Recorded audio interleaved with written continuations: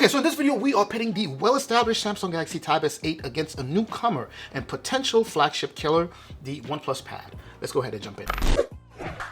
First things first, the OnePlus Pad here does not claim to be a pro tablet, although it does offer attributes, specifically specs, that make it easily comparable to a pro tablet, despite the price. And let's start there. It will run you about $480 for the tablet only, but if you want to go ahead and add the OnePlus Stylo, that's going to be an additional $100 for a grand total of $580 for this package right here. And by the way, it only comes in one config, which is the 128 gigs of internal storage, and that storage is unfortunately non-expandable. Now, the Samsung Galaxy Tab S8, on the other hand, will run you about $700 for the regular price. Of course, this tablet came out about a year ago, so right now you could definitely find it cheaper, $600, $580 for the entire package, meaning the tablet and also the S Pen that you have here. And unlike the OnePlus Pad, you do have different config tiers available: the 128 gig storage, the 256, 512, and on top of that, you do have the ability to expand that storage at up to 1 terabyte using a micro SD card. Now let's go ahead and talk design here, and I want to be clear on something here.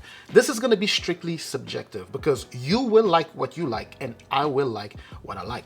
In the end, both tablets are beautiful tablets in their own rights. Now that said, with the OnePlus Pad here, you have something different from what we are accustomed to, right? With that big eye camera splattered in the middle of the back right there. A tablet does have round edges. It's light, but it's dense at the same time. You have that brushed feel on the back of it, and it also shares some level of premium to the build quality, which is really nice. Now with the Samsung Galaxy Tab S8, this is something we are accustomed to, right? That design, especially if you are familiar with what the Samsung Galaxy Tab S7 looked like. Comparing this to the OnePlus Pad, you have a boxier shape, camera module at the top left there, also on the back of the tablet, along with that S Pen pad. You do have sharper edges here, light and dense as well, just like it is the case with the OnePlus Pad. You also do have that brush back, but in the hands, the Tab S8 feels a bit more premium than the OnePlus Pad. Now, they both do share some similarities, right? So anywhere from the power button, volume rocker, mics around there, and then the pen for the keyboard covers, but there are some differences also, some key differences we should highlight here. They both do have quad speaker setups with great sound quality, both of them, but it seems to me like the OnePlus Pad is a bit louder than the Tab S8, just a tiny bit louder, and that could just be me. But anyways, they both do support USB Type-C port, but it's a little bit different there. On the OnePlus Pad, you have a USB Type-C 2.0, which is the older version, as opposed to the Tab S8, where you have a USB Type-C 3.2, making data transfer on the Tab S8 up to 20 times faster than data transfer on the OnePlus Pad here. And in my experience, it's been actually noticeable, like in real time, it's been noticeably faster to transfer stuff to the Tab S8 than it is to the OnePlus Pad. And it's also worth noting that the Galaxy Tab S8 is boasting a physical fingerprint sensor, which is a feature not available on the OnePlus Pad, right? So you can unlock your tablet here using your fingerprint on the Tab S8. Finally, of course, what we have on the back here, or let's just go ahead and cover cameras, I guess.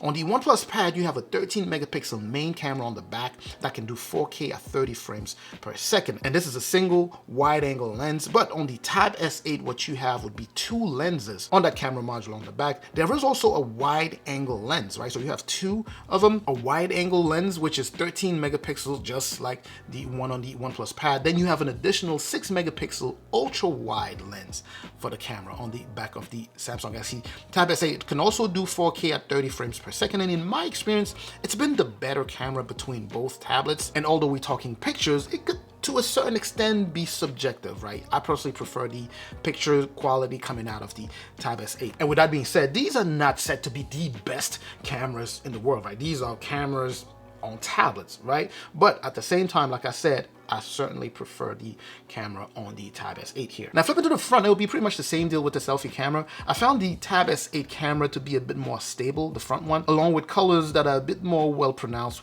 in, well-lit environments. When you make sure that it's a well-lit environment or well-lit setting, the colors are a lot more pronounced with less noise on the Tab S8, on the front-facing camera on the Tab S8. But remember, either tablet selfie camera would do the work, right? So as long as the setting is well-lit, like I said, either one should do fine. On the OnePlus, the ultra wide selfie camera that we have here is an 8 megapixel, whereas the Tab S8 selfie camera is an ultra wide 12 megapixel camera that supports better auto framing. Quickly jumping on displays here, the Tab S8 offers an 11 inches TFT display that supports 120 Hz refresh rate with a resolution of 1600 by 2560. Now you have that along with a 16 by 10 aspect ratio, and this is important to highlight because on the OnePlus Pad here, the aspect ratio is something completely different, something we don't see all the time. You have a 7 by 5 aspect ratio, which is noticeably better for apps like, Instagram. So it scales up a lot better on the OnePlus Pad here. And the display size on the OnePlus Pad, by the way, is 11.61 inches. This is an IPS LCD that has a resolution of 2000 by 2800 and can support at up to 144 Hertz refresh rate on some of OnePlus's approved apps, right? There aren't many of them, but the few that are approved, it can go up to 144 Hertz. Image quality is definitely sharp. Colors are vibrant and well pronounced on both tablets or both displays here. I couldn't really tell which is better because, as you know, Samsung is really good at making displays and calibrating those displays to just provide you with the best quality you can get. So even though you can have specs that are a bit more,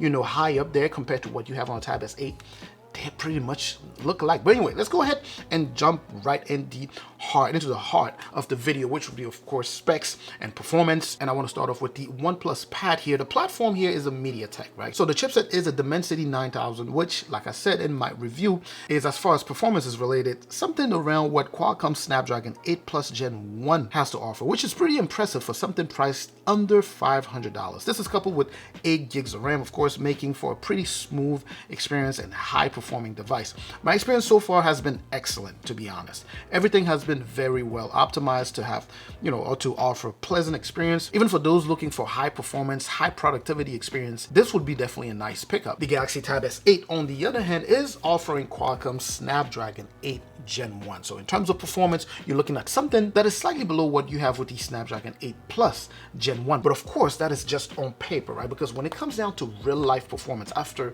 the manufacturer has, optimized the tablet or the device for optimum performance and optimum user experience, you will notice differences. It will feel like one is performing better than the other. And of course, on the Tab S8, you have 8 gigs of RAM, and the performance here is just fantastic, just like it is the case with the OnePlus Pad. Super smooth. It does tackle all of your productivity tasks without any issues. Video editing here is fantastic. Gaming is awesome also.